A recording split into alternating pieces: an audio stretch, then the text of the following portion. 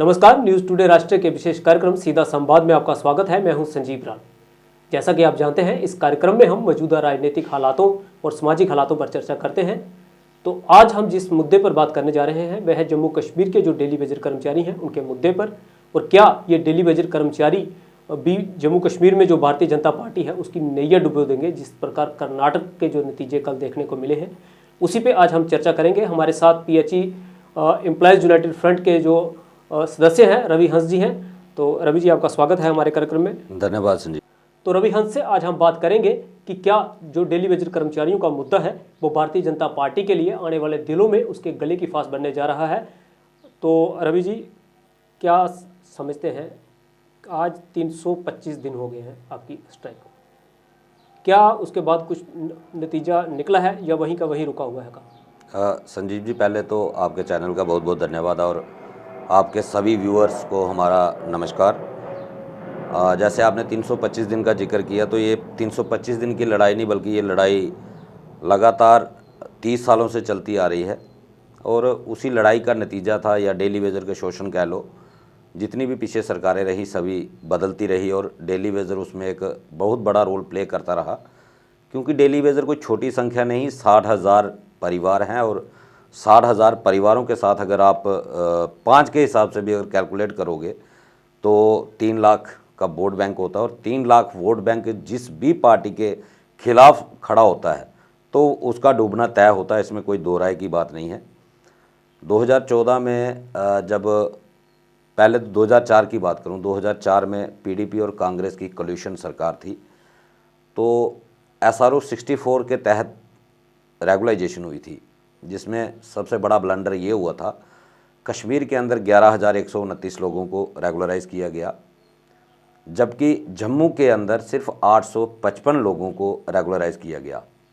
और तब जम्मू की सड़कों के ऊपर एक ही पार्टी हुआ करती थी, भारतीय जनता पार्टी, जो लोगों के हितों के लिए लड़ती भी थी, सड़कें भी बंद करती थी और जम्मू बंद की कॉल भी देती थी, और ये दम भी भरती थी कि जम्मू के लिए अगर कोई लड़ता है तो वो भारतीय जनता पार्टी है। तो वही एक कारण था कि डेली वेजर के अंदर एक उम्मीद थी कि भारतीय जनता पार्टी हमें इंसाफ दिलाएगी। जो स्कैंडल नेशनल कॉन्फ्रेंस और PDP ने मिलकर किया था, जब इतना बड़ा डिस्क्रिमिनेशन, जब डॉक्यूमेंट हमारे हाथ में लगे, तो हमारे लिए एक ही ऑप्शन बचता था, भारतीय जनता पार्टी, और हमने दिल खोल के भारतीय जनता पार्टी को समर्थन दिया, जिसका रिजल्ट ये निकला कि पहली बार 2014 में भारतीय जनता पार्टी जम्मू कश्मीर की सत्ता में हिस्सेदार बनी। हमें अफसोस होता है कि तब हम लोग ना बैकडोर थे, ना पाप की घंटी थे, ना दहेज थे। तब हमें सब BJP के जो लीडर होते थे वो हमारे धरनों में भी आया करते थे, हमारे साथ बैठा भी करते थे, लेकिन जैसे ही सत्ता मिली तो कोई हमें बैकडोर कहने लगा, कोई हमें पाप की घंटी कहने लगा, कोई हमें दहेज में मिले हुए कहने लगा। आज लगभग हम 325 दिन से लगातार धरना प्रदर्शन कर रहे हैं और हमने बार बार BJP को भी मौका दिया। 2020 की बात करूं, 2020 में भी हमारा आंदोलन चल रहा था। जब DDC इलेक्शन की घोषणा हुई तो भारतीय जनता पार्टी को एहसास हुआ कि अब मसला थोड़ा ख़राब हो चुका है, अब ये इलेक्शन का बाइकाट इन्होंने कर दिया है। तो इन्होंने हमारे उपराज्यपाल मनोज सिन्हा जी को मोहरा बनाया, प्रदेश अध्यक्ष रविंदर रैना जी, हमारे सांसद जुगल किशोर शर्मा जी हमें लेके LG हाउस तक गए। LG हाउस में हमारी LG साहब के साथ मीटिंग हुई और LG साहब ने अश्योर्ड किया कि DDC इलेक्शन ख़त्म होने दो, आपकी रेगुलाइजेशन प्रोसेस जो शुरू हो जाएगा। और जब मैंने उनको ये सारी ब्रीफिंग बताई जो 2004 में हुआ था, तो LG साहब की खुद की वर्डिंग थी कि जम्मू वालों के साथ बहुत बेइंसाफ हुआ है, ये आपके साथ इनजस्टिस है, आप मेरे दरवाजे पे आए हो, आप मायूस होकर मत जाना, जो best way of the possible होगा, ये मेरे वर्ड नहीं है, ये LG साहब के वर्ड हैं, जो बेस्ट वे ऑफ पॉसिबल होगा वो मैं आपके लिए करूँगा। हमें बहुत बड़ी उम्मीद जागी कि अब हमारे साथ इंसाफ हो जाएगा, क्योंकि जो रूलिंग पार्टी केंद्र में है, जहाँ से फंडिंग आएगी, उसके प्रदेश अध्यक्ष हमारे साथ थे, मेंबर पार्लियामेंट जिन्होंने 8.5 लाख वोट जम्मू पुंछ सीट से लिया है और रूलिंग पार्टी के मेंबर हैं, सांसद हैं, वो हमारे साथ मौजूद थे। तब हमें लगता था कि अब तो, क्योंकि एक संवैधानिक सीट पे बैठा हुआ व्यक्ति अगर इंश्योरेंस दे रहा है तो जी, तो सबसे बड़ी चेयर जो जम्मू कश्मीर की है वो हमारे साथ कमिटमेंट कर रही है। हमें बहुत खुशी हुई कि अब हमारे साथ इंसाफ होगा, लेकिन अफसोस आज 3 साल से ज़्यादा समय हो गया, आज तक हमारे साथ एक भी कदम सरकार की तरफ से जो हमारी तरफ नहीं बढ़ाया गया। अफसोस सबसे बड़ा ये है, भारतीय जनता पार्टी की सरकार 2014 में जम्मू में भी आई और केंद्र में भी आई, और जम्मू में आने के बाद हमारी 17 महीने की वेतन जो हर महीने हमें मिलना चाहिए था वो पेंडिंग हो गया, और वो पेंडेंसी जो है वो मई 2015 से लेके मार्च 2022 तक इसी सरकार के रहते। और पहले तो हम मानते थे 370 है, कश्मीर बेस्ड पॉलिटिकल पार्टियों की सरकार है, कश्मीर वालों को ज़्यादा देखते हैं, जम्मू वालों को इग्नोर करते हैं, तब एक तसल्ली होती थी। लेकिन जब अपनी पार्टी सत्ता में आई, जिसको हमने खुद लाया, कहीं ना कहीं इस पेड़ को बड़ा करने में हमने भी कहीं ना कहीं पानी की 2 बूंदें डाली थी, लेकिन इसी के रहते हमारी ये हालत हो गई। हमारी 17 महीने की पेंडिंग वेजेस है और कश्मीर में सिर्फ 15 महीने की। ये डिस्क्रिमिनेशन आज भी जारी है, और केंद्र की देखरेख में जो केंद्र की सरकार, हमारे डॉक्टर श्यामा प्रसाद मुखर्जी जी की जब बलिदान हुए तो उनका एक नारा था, एक प्रधान, एक संविधान, एक निशान। उनकी क्रेडिबिलिटी को तो लेते हैं, उस नारे का इस्तेमाल करते हैं, उनकी शहादत का इस्तेमाल करते हैं, लेकिन इन्हीं की नाक के नीचे आज भी लेकिन उस पे अमल भारतीय जनता पार्टी नहीं करती जम्मू कश्मीर में, बिल्कुल नहीं करती। इनके रहते, इसी सरकार के रहते आज भी जम्मू के अंदर 2-2, 3-3 कानून लागू हैं। बिजली डिपार्टमेंट के अंदर जो डेली वेजर 2007 में भी लगे थे वो परमानेंट हो गए हैं। जो ले हमारा हिस्सा हुआ करता था, आज 2 यूटियां बन गई, लेकिन आज भी प्रदेश का हिस्सा है। वहाँ पे एलजी साहब डेली वेजर को 14,500 रुपया अनस्किल्ड वर्कर को दे रहे हैं। जम्मू के हमारे जम्मू कश्मीर के उपराज्यपाल मनोज सिन्हा जी जम्मू के डेली वेजरों को, कश्मीर के डेली वेजरों को 9,311 रुपये दे रहे हैं। आज भी एक प्रदेश के अंदर 2 संविधान लागू हैं। फिर हमारे देश का कानून कहता है कि हर महीने वेतन 7 तारीख को मिलना चाहिए, लेकिन आज हमारे ऊपर वो कानून लागू क्यों नहीं होता। हमारे लेबर लॉज कहते हैं कि प्राइवेट सेक्टर में भी अगर कोई काम करता है, 5 साल उसको काम करने के बाद ग्रेजुएटी का वो हकदार होता है, चाहे वो एक दुकानदार के यहाँ से नौकरी खुद छोड़ता है या दुकानदार उसको निकाल देता है। लेकिन हमारे डेली वेजर 30 साल गवर्नमेंट डिपार्टमेंट चलाने के बाद खाली हाथ रिटायर होकर घर जा रहे हैं। पीएफ जहाँ भी 5 से ज़्यादा लोग काम करते हैं उनका पीएफ काटा जाता है, लेकिन जम्मू कश्मीर में, मैं पीएचई की ही बात करूं, 22,000 डेली वेजर पीएचई डिपार्टमेंट में काम कर रहा है, किसी का पीएफ नहीं काटा जा रहा। हालांकि पीएफ अकाउंट थे, पीएचई डिपार्टमेंट के अकाउंट थे पीएफ के, लेकिन ये वो भी बंद हो गए हैं। ईएसआई की स्कीम जो है, जिसमें मेडिकल फैसिलिटी वर्कर को मिलती है, वो कंट्रीब्यूटेड स्कीम है, लेकिन वो भी जो है हमारे गवर्नमेंट के डेली वेजरों को नहीं मिलती। और फिर हमारे चीफ सेक्रेटरी साहब की एक पिछले दिनों स्टेटमेंट आई, जिसमें वो कह रहे थे कि जो 60,000 लोग पहले रेगुलराइज हुए हैं SRO 64 के तहत, वो भी बैकडोर थे, वो भी इलीगल तरीके से लगे हुए थे। अगर आप उन 60,000 लोगों को इलीगल होने के बावजूद, क्योंकि ये चीफ सेक्रेटरी जम्मू कश्मीर में ही रहे हैं, चाहे कमिश्नर के पद पे रहे या प्रिंसिपल सेक्रेटरी जिस भी पद पे रहे, लेकिन जम्मू कश्मीर में रहे हैं, इनके अंदर ही वो लोग सैलरी लेते रहे, आज भी ले रहे हैं। 3 साल से ये चीफ सेक्रेटरी हैं, आज भी ये सैलरी दे रहे हैं। आप खुद तो कानूनों का वायलेशन कर रहे हैं, जब आपको पता है कि वो इलीगल हैं, वो बैकडोर हैं, फिर आप सैलरी क्यों दे रहे हो। उनको भी बाहर निकाल दो, हमें भी बाहर निकाल दो। हम कह रहे हैं, पिछले 3 साल से हम कह रहे हैं, या हमें रेगुलराइज कर दो या हमें बाहर निकाल दो, हमारा पेंडिंग दे दो, आपकी नौकरी आप अपने पास रखो। सुप्रीम कोर्ट के आर्डर को ये नहीं मानते। हमारे जम्मू कश्मीर की डिवीजन बेंच ने 4 बार जजमेंट दे दी है कि जो लोग 2001 से पहले लगे हैं उनको SRO 64 इम्प्लीमेंट होता है, और जो 2001 के बाद लगे हुए हैं उनको SRO 520 इम्प्लीमेंट होता है। उन कानूनों को ये नहीं मानते। फिर वो एक प्रधान, एक निशान, एक संविधान गया कहाँ? और उस पार्टी के रहते हुए जिसका नारा ही यही था कि हम एक प्रधान, एक संविधान, एक निशान लागू करेंगे, आज क्यों नहीं वो लागू किया जा रहा? और इसका खमियाजा कहीं ना कहीं भारतीय जनता पार्टी को भुगतना पड़ेगा। रवि, हम आगे बात बढ़ाते हैं। आपने बड़ी अच्छी बात कही कि हमेशा जो भारतीय जनता पार्टी थी, इसका एक ही नारा था कि कश्मीर के साथ और जम्मू के साथ भेदभाव होता है, कश्मीर को ज़्यादा मिलता है, जम्मू को कम मिलता है। जम्मू से भेदभाव का जो आमतौर पर इनका जो नारा था वो यही था। तो क्या लगता है कि भूल गई है आज भारतीय जनता पार्टी उस अपने मैं स्पष्ट कहता हूं कि आज भारतीय जनता पार्टी जो है अटल बिहारी वाजपेयी और अडवाणी जी की भारतीय जनता पार्टी नहीं रही। क्योंकि जो भारतीय जनता पार्टी हम सड़कों पे देखते थे, जो लोगों के लिए लड़ती थी, वो अटल बिहारी वाजपेयी जी की पार्टी थी, अडवाणी जी की पार्टी थी, जिन्होंने 2 सीटों से लेकर देश की सत्ता तक वो पहुंचे और उन्होंने दिन ब दिन ग्रो किया। फिर 2014 में नरेंद्र मोदी जी आए और हमारी जो ये भारतीय जनता पार्टी जो है, इनका एक आइडियोलॉजी है कि ये भगवान श्री राम जी के नारे पे चलती है, राम राज्य की कल्पना करती है। और राम राज्य की कल्पना, राम राज्य का एक सिद्धांत था कि हर सुखी रहे। हाँ, उनका सिद्धांत जो थे या उनका जो मोटिव था, उन्होंने कभी अहंकार को अपने अंदर नहीं आने दिया। पिछले दिनों हमारे प्रधानमंत्री जी पार्लियामेंट के अंदर बोल रहे थे, एक मोदी सब पे भारी, लेकिन वो ये भूल गए कि जमीनी कार्यकर्ता, कितने हजारों की कार्यकर्ता थे जिन्होंने अपने परिवारों का त्याग कर दिया, अपनी जानें कुर्बान कर दी। अभी पीछे बंगाल में इलेक्शन हुई, कितने संगठनों के कितने कार्यकर्ताओं की हत्या की गई, वो उनकी शहादत भूल गए, उनकी कुर्बानियां भूल गए। वो हमारी मातृशक्ति, जब भारतीय जनता पार्टी के कार्यक्रम होते थे तो हर घर से 2 रोटी लाने का एक तय किया जाता था, 2 रोटियां लाओ, अचार लाओ। तो कई परिवार की महिलाएं, हमारी मातृशक्ति ऐसी थी, 100 200 रोटियां बना करके, सब्जी बना करके, चाहे वो आलू की ही सब्जी बनाती थी, वो पूरी रात जाग करके मेहनत करती थी। उनका सारा जो उन्होंने सहयोग किया वो भूल गए।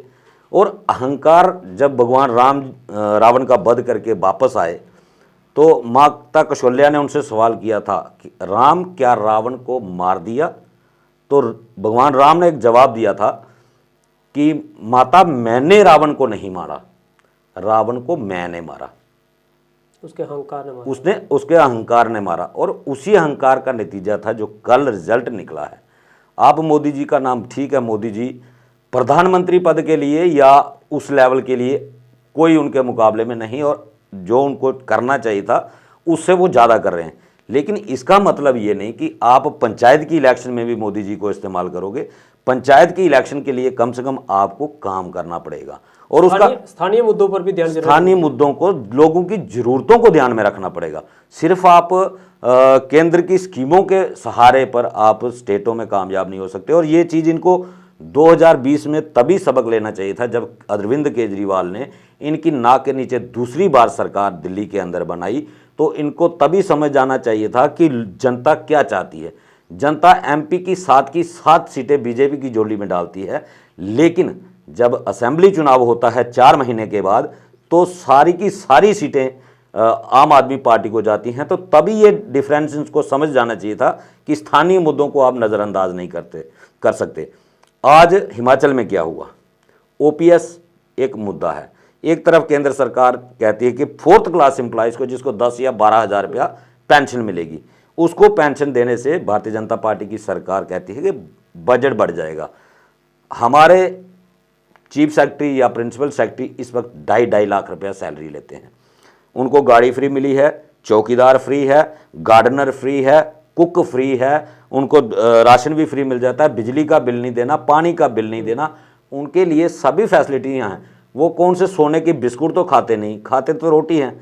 हमारा एक नारा है कि 1:10 का अनुपात होना चाहिए, 1:10 की रेशियो आप कर दो, क्योंकि उनके लिए भी एक सैलरी का क्राइटेरिया रख दो ना। फिर आपके एमपी एमएलए, अगर एक बार एमएलए बनता उसकी पेंशन अलग से, एमपी बन गया उसकी पेंशन अलग से, मंत्री बन गया उसकी पेंशन अलग से, कारपोरेटर बन गया उसकी पेंशन अलग से, उसको 5 पेंशनें चाहिए। आपको जो आम कार्यकर्ता है, जिसको सोशल सिक्योरिटी की ज़रूरत है, उसके लिए पेंशन देने के लिए आपके पास बजट पे बर्डन पड़ जाता है। तो ये चीज़ें जो हैं ये ख़राब कर रही हैं। बिजनेसमैन पार्टियों को चंदा दे सकता है, भारतीय जनता पार्टी बिजनेसमैन को ज़्यादा ध्यान में रखती है और वो चंदा दे सकता है, वो लाइन में लग के कभी वोट करने नहीं जाता। ये चीज़ भारतीय जनता पार्टी जितनी जल्दी समझेगी इतना इनके लिए बेहतर रहेगा। आने वाले दिनों में जम्मू में इलेक्शन है और जम्मू के इलेक्शन में डेली वेजर ही एक ऐसा मुद्दा होगा जो भारतीय जनता पार्टी की नैया डुबाएगा। और हमने इनके लिए बहुत सारा ऑप्शन इनको दे दिया। और ऐसा नहीं है कि भारतीय जनता पार्टी इस मुद्दे को जानती नहीं। आप ऑफ द कैमरा जिस मर्जी लीडर के पास चले जाएं, वो खुद इस चीज़ को एक्सेप्ट करेगा कि हाँ, डेली वेजर हमारी नैया डुबोएंगे। लेकिन आज केंद्र के सामने इनकी वैल्यू जो है वो जीरो है। जैसे मैंने पहले कहा, आज ये अटल बिहारी वाजपेयी जी की पार्टी नहीं है जो लड़ सकती है। इनको सिर्फ एक ही फिक्र है, अगर हम एलजी सरकार के खिलाफ बोलेंगे या सड़कों पे आएंगे तो हमें शायद टिकट ना मिले। तो मैं इतना जरूर इनको कहना चाहता हूं, मैंडेट आपको पार्टी दे सकती है, टिकट आपको पार्टी दे सकती है, लेकिन कुर्सी जो है वो जनता देगी। जनता से कट जाओगे तो हालत वही होगी जो आज नेशनल कॉन्फ्रेंस की है, कांग्रेस की है, पीडीपी की है। नए ऑप्शन निकलते, जैसे नया ऑप्शन दिल्ली में केजरीवाल के रूप में निकला, तो यहां भी कोई ना कोई नया ऑप्शन आ जाएगा। और जिस ऑप्शन के साथ 3 लाख वोट जुड़ा होगा, ये नहीं है कि खाली 3 लाख ही पड़ेगा, उसके साथ नेगेटिव मैसेज जब चलता है, नेगेटिव वेव जब चलती है, तो बड़े बड़े सिंहासन हिल जाते हैं। इन चीज़ों को भारतीय जनता पार्टी को जितनी जल्दी समझेंगे उतना बेहतर रहेगा, क्योंकि हम चाहते हैं कि इनको भी नुकसान ना हो और हमारा भी हक मिले। लेकिन जब अगर हमें हमारा हक नहीं मिलेगा, जिस चीज़ के लिए हमने भारतीय जनता पार्टी को इतनी मेहनत करने के बाद यहाँ तक पहुँचाया था, तो हमें ये उम्मीद रख के पहुँचाया था कि हमारे साथ इंसाफ होगा। अगर इनको भी वही पुराने हाल जैसे पुरानी सरकारों ने हमारे साथ किया, अगर उसी तरीके पे ये चलेंगे तो हम भी उसी तरीके पे चलेंगे। जिस तरीके से उनको सत्ता से बाहर किया, इनको भी बाहर करेंगे। तो क्या जो कर्नाटक में कल हुआ वो जम्मू कश्मीर में भी दोहरा सकता है डेली वेजर जो है भारतीय जनता पार्टी के लिए? उससे भी ज़्यादा खतरनाक जम्मू कश्मीर में होगा, क्योंकि क्लियर सी बात है, भारतीय जनता पार्टी का अगर कोर वोटर था तो वो जम्मू में था। कश्मीर में ना कल तक भाजपा का कुछ था, ना आने वाले कल में भाजपा को कुछ कश्मीर से मिलने वाला है। ये जितना मर्जी कर लें, और मुझे बोलने में कोई संकोच नहीं, कांग्रेस ने कश्मीर को अपना बनाने के लिए सब कुछ लुटा दिया, पूरा हिंदुस्तान लुटा दिया कश्मीर को खुश करने के चक्कर में। कश्मीर को कांग्रेस खुश नहीं कर पाई, ये तो भारतीय जनता पार्टी है, इनके बस की बात नहीं है कश्मीर को खुश करना। और कश्मीर का सिनेरियो जो है वो अलग तरीके का है, इसीलिए इनको अपने कोर वोटर को बचा लेना चाहिए। आज ये जो इनकी दूसरी पार्टियों से जो दागी लोग, जिनको ये खुद कहते हैं कि ये दागी हैं, ये करप्ट हैं, ये देशद्रोही हैं, जब इनकी पार्टी में आते हैं तो उनका मान सम्मान किया जाता है। और जो इनके अपने कार्यकर्ता थे वो आज सड़कों पे दर बदर की ठोकरें खा रहे हैं, आज उनकी सुनवाई कोई नहीं कर रहा। तो कहीं ना कहीं पुराने को भूल जाने का रिजल्ट जो होता है वो खतरनाक होता है। कहते हैं कि सबसे खतरनाक दुश्मन होता है पुराना दोस्त। और जब पुराना दोस्त, क्योंकि वो आपकी कमजोरियां जानता है, वो कहाँ वार करेगा तो आपको तकलीफ ज़्यादा होगी। ये खुद जितनी जल्दी समझेंगे ये इनके लिए बेहतर होगा। तो अब लगता है कि डेली वेजर जो है वो पुराना दुश्मन है और घातक वार करने वाला है बीजेपी। बिल्कुल बिल्कुल, हमें कोई बीजेपी से तकलीफ नहीं, कोई परेशानी नहीं, हमारा काम कर दें। हमने कभी भी इनके सामने कंडीशन नहीं रखी कि आप 1 गो में करो। हमने कहा आप जैसे कर सकते हो। हमारा जो बॉर्डर लाइन पे डेली वेजर खड़ा है, जो रिटायरमेंट की एज पे खड़ा है, फेस मैनर में करो, उसको कुछ मिले ताकि वो अपने परिवारों को, अपने बच्चों को देख पाए। देखिए, सबसे बड़ा आज की ज़माने में अपने बच्चों की एजुकेशन से बड़ी कोई चीज़ नहीं है। आज डेली वेजर 9,000 या 9300 रुपये पे बच्चे को पढ़ाएगा क्या, लिखाएगा क्या? एक बच्चे की फीस पूरी नहीं कर सकता, एक बच्चे का खर्चा 9,000 में नहीं पूरा कर सकता। अगर वो 9,000 में बच्चे को रोटी अच्छी खिलाएगा तो पढ़ा नहीं पाएगा। जो बच्चे को पढ़ा ही नहीं पाएगा तो वो बच्चा बड़ा होकर क्या बनेगा? जो अनएजुकेटेड होगा, या तो वो नशेड़ी बनेगा, या वो क्रिमिनल बनेगा, या वो चोर बनेगा। वो IAS तो बन नहीं पाएगा, वो IPS नहीं बन पाएगा, वो डॉक्टर नहीं बन पाएगा। और ये कहते हैं कि यूथ जो हमारा देश का आने वाला भविष्य होता है। किस यूथ को हम देश का भविष्य, कौन से यूथ के हाथ में हम लोग सौंपना चाहते हैं? जब आप एक तरफ, अगर सरकार कमज़ोर हो तो माना जा सकता है, आप रोडों के ऊपर अननेसेसरी इतना वेस्टेज ऑफ मनी हमारे जम्मू के अंदर हो रहा है। अगर कहीं इसकी इंक्वायरी करवाई जाए, अगर फेयर इन्वेस्टिगेशन, तो करोड़ों रुपए के घोटाले हमारे जम्मू में निकलेंगे। 2 साल पहले हमारे जम्मू में जीवल में वर्टिकल गार्डन बना, पूरे नए जंगले लगे हुए थे। 2 साल में उनको क्या हो गया जो उनको उखाड़ के अब दूसरे जंगले लगाए जा रहे हैं? हमारे BC रोड वाला जो पूरा, हम वहीं पे रहते हैं, पिछले लगातार 1 साल से संघर्ष कर रहे हैं। तो वहाँ पे पहले फुटपाथ बने, उसके बाद उनको उखाड़ के टाइलें लगाई गई। अब मैं परसों देख रहा था उसमें दोबारा एक नाली निकाली जा रही है,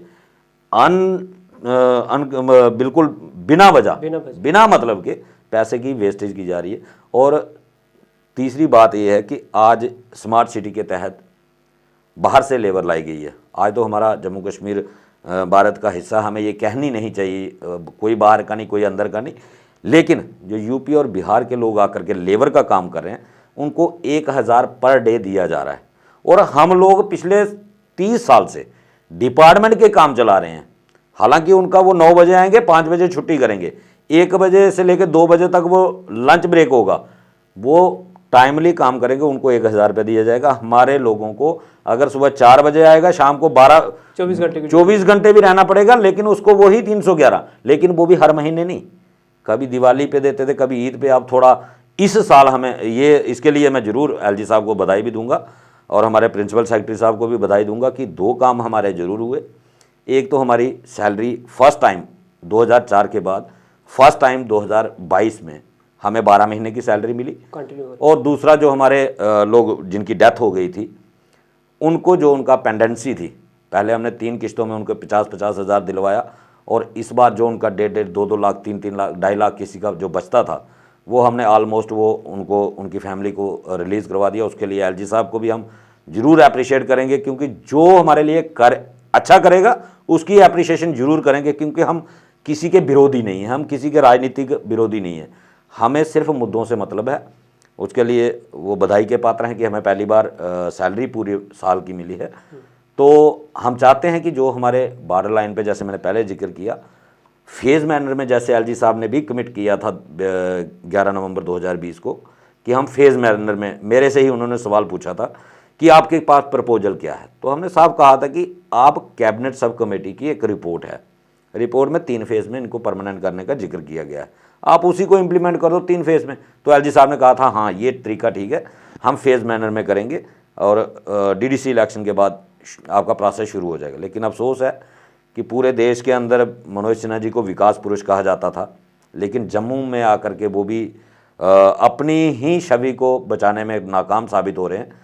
और कभी कभी शंका होती है कि जैसे सत्यपाल मलिक जी ने गोवा जाकर बयान दिया था कि जम्मू कश्मीर के अंदर जो सेक्रेटरी लेवल के लोग हैं ये बहुत हावी हैं, और मैंने डेली वेजर के मुद्दे को हल करने का बहुत प्रयास किया, लेकिन ये लोग होने नहीं देते। इसी सिलसिले में जब बीजेपी वालों को भी हमने रिक्वेस्ट की और अरविंद रैना जी ने एक कमेटी का भी गठन किया, कमेटी की रिपोर्ट आई, और रिपोर्ट लेकर जब रिपोर्ट दिल्ली तक पहुंची तो होम मिनिस्टर की तरफ से ये कह दिया गया कि आप जाइए एलजी साहब से बात करें। होम मिनिस्टर जी ने ये भी नहीं सोचा कि अगर एलजी साहब इनकी बात मानते तो ये दिल्ली क्यों आते। कम से कम उनको ये जरूर सोचना चाहिए था कि अगर एलजी साहब ने इनकी बात सुनी होती तो ये दिल्ली नहीं आते। तो क्या आपको लगता है कि जो जम्मू कश्मीर भारतीय जनता पार्टी का लीडरशिप है उसकी दिल्ली में कोई सुनवाई नहीं? बिल्कुल, मैं ओपन कहता हूं, इनकी अगर सुनवाई होती तो ये ऑर्डर करवा के लेके आते, फिर ये दोबारा इनको एलजी साहब के पास नहीं भेजा जाता। अगर होम मिनिस्टर को इनका तो जो इन्होंने कमेटी बनाई थी डेली बेजर के लिए, वो समझते हैं कि खाली आईवाश था? नहीं, मैं ये नहीं कह सकता कि वो आईवाश था। नहीं, अगर उसकी सुनवाई नहीं है वहाँ पे जिसके लिए कमेटी बनी थी उसे फिर वापस उसी रास्ते से आना पड़ा, तो क्या फ़ायदा है ऐसी कमेटी बनाने का? मुझे लगता है कि उससे एक फ़ायदा ज़रूर हुआ है कि जैसे केंद्र को भी गुमराह किया गया था कि 1,04,000 लोग हैं, क्योंकि मेरे पास ये इनपुट आई थी कि अमित शाह जी ने एलजी साहब से ये सवाल ज़रूर पूछा था एक मीटिंग के अंदर दिल्ली में कि मनोज जी ये क्या मसला है, तो इन्होंने कहा था कि सर 1,04,000 लोग हैं। तो वो एक कन्फ्यूजन थी, हम बार बार कह रहे थे कि डेली वेजर 60,000 से भी कम हो गया है। और आज मुझे लगता है कि जो बीजेपी ने भी रिपोर्ट बनाई है, मुझे जहाँ तक मेरी जानकारी में आया है कि 45 से 50,000 के बीच में जो संख्या बनी है। तो वो एक कन्फ्यूजन जो है कमेटी बनाने से ज़रूर दूर हुई है कि जो 1 लाख प्लस का केंद्र को बताया जा रहा था उसमें एक ट्रांसपेरेंसी ज़रूर आई है कि डेली वेजर जो है वो आज 60,000 से भी कम आया है। वो जो अदर्स लोग थे वो स्कीम वर्कर उसमें ऐड किए गए थे, जैसे एनआरएचएम को लोग भी उसमें डाल दिए थे, रैबरे खेल के लोग भी डाल दिए थे, रैबरे जंगलात के लोग भी डाल दिए थे। वो सबको क्लब करके एक पहाड़ बना करके केंद्र को गुमराह करने का एक प्रयास किया गया था। रवि जी, समय भी कार्यक्रम का पूरा हो रहा है, मैं आखिर में आपसे संक्षिप्त में ये जानना चाहूँगा, क्या रणनीति रहेगी अब आगे डेली वेजर की, क्योंकि 325 दिन आज हो गए हैं? देखिए संजीव जी, पहले तो अभी हमारी 10 तारीख को एक मीटिंग हुई है जिसमें हमने सभी साथियों से सजेशन लिया है। तो हमारे G20 की मीटिंग होने जा रही है 22 या 23 को, तो पहला तो हमारा यही रहेगा, हम अभी सिक्योरिटी सिनेरियो देख रहे हैं कि जम्मू के अंदर सिक्योरिटी का क्या हालात हैं, क्योंकि रेड अलर्ट पे जम्मू को रखा गया है। तो हम नहीं चाहते कि हमारी किसी वजह से कोई इंसिडेंट ऐसा हो जाए जिससे आम जनता के लिए भी कोई प्रॉब्लम खड़ी हो। तो पहले तो हमारी कोशिश यही रहेगी कि G20 मीटिंग के दौरान, अगर उससे पहले सरकार कोई अगर करती है कुछ तो वेल एंड गुड, तो G20 की मीटिंग के दौरान एक बड़ा प्रदर्शन जो है वो जम्मू में किया जाए, ताकि ये जो लोग केंद्र को भी गुमराह कर रहे हैं, क्योंकि केंद्र के भी लोग उस वक्त कश्मीर में होंगे और बाहर के हमारे जितने भी विदेशों के लोग भी आए होंगे, तो कम से कम जो एक नारा पार्लियामेंट के अंदर लगाया जा रहा है, जम्मू कश्मीर जो है विकास की राह पे जा रहा है, जम्मू कश्मीर नया जम्मू कश्मीर बन रहा है, तो वो नए जम्मू कश्मीर की एक तस्वीर जो है वो सामने आए और केंद्र को भी पता चले कि केंद्र ने जो अधिकारी नियुक्त किए थे जम्मू को डेवलप करने के लिए, जम्मू के लोगों को इंसाफ देने के लिए, वो कितना इंसाफ जम्मू के साथ कर रहे हैं और जम्मू के लोगों के आज हालात क्या हैं, वो एक प्रयास होगा। और अगर उसके बाद जो जैसे जैसे गर्मी का प्रकोप भी बढ़ रहा है, तो अब मुझे लगता है कि अगर सरकार इसी तरीके के अनसीरियस एटीट्यूड रखती है तो शायद एक बड़ा कार्यक्रम जो होगा, जो अभी मैं डिस्क्लोज़ नहीं करूंगा, जिसकी हमारी प्लानिंग चल रही है, तो वो ना जम्मू के हित में होगा, ना इन अधिकारियों के हित में होगा, ना ही भारतीय जनता पार्टी के हित में होगा। क्योंकि अब हमारी सीधी कैंपेन जो है वो भारतीय जनता पार्टी के खिलाफ डोर टू डोर भी शुरू हो जाएगी और डिस्ट्रिक्ट वाइज डिस्ट्रिक्ट शुरू हो जाएगी। जितने भी अदर्स लोग भी हैं, हम उनको भी अगर एक मंच पे बुलाना पड़ा तो उसके लिए भी हम लोग अब मेंटली प्रिपेयर हो चुके हैं, क्योंकि हम भाजपा को बार बार मौका दे रहे थे कि ये करें, हमारा काम करें, क्योंकि हमने ये पौधा खुद लगाया था, इस पौधे को सींच के बड़ा किया, इस यहाँ तक पहुँचाया। हम नहीं चाहते थे कि हम खुद इस पौधे की जड़ें काटें और ये पौधा सूख जाए, लेकिन मुझे लगता है कि अगर ये पौधा हमने छाया के लिए लगाया था, तो अगर ये कांटे अगर चुभाने पे आ गया है तो इसका कटना बहुत ज़रूरी है। तो चलिए, शुक्रिया, आपने आप लंबा समय दिया हमें। तो ये थे रवि हंस, जिनका सीधा तौर पर कहना है कि जिस पौधे को हमने अपने पसीने से सींच के बड़ा किया, अब शायद लगता है कि उसे काटने का वक्त जो है, क्योंकि जब कोई पौधा उसमें जो कांटे निकल आते हैं तो भारतीय जनता पार्टी की ओर इशारा किया है इन्होंने। तो आने वाले दिनों में क्या कर्नाटका में जो हुआ वो जम्मू कश्मीर में भी भारतीय जनता पार्टी के साथ हो जाता है, ये सवाल सबसे बड़ा जो सवाल था, इसी पे आज हमने चर्चा की है। तो ज़रूर जो डेली वेजर है आने वाले दिनों में जो है भारतीय जनता पार्टी के लिए एक बड़ी मुश्किल बनकर सामने आ रहा है। तो भारतीय जनता पार्टी को भी चाहिए कि जिन मुद्दों को लेकर वो सत्ता में आए थे उन मुद्दों को याद रखें और जिस एक सोच थी जो भारतीय जनता पार्टी की, उससे दरकिनार होने के बजाय उसी लाइन पे चलें। ये भारतीय जनता पार्टी के लिए भी एक बड़ा संदेश है। तो इसी के साथ आज का मुझे कार्यक्रम समाप्त करने की दीजिए इजाज़त और आप जुड़े रहिए न्यूज़ टुडे राष्ट्र के साथ। नमस्कार।